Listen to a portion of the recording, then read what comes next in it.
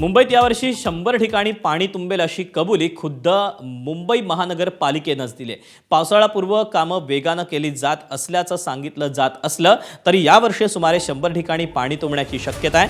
मुंबईत एकूण 497 ठिकाणी पाणी तुंबण्याचा धोका होता.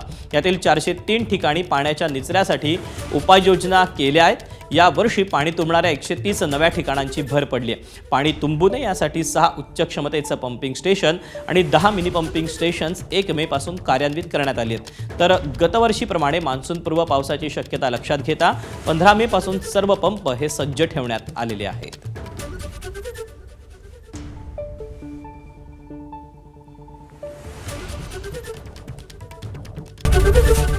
एबीपी माझा, उघडा डोळे बघा नीट.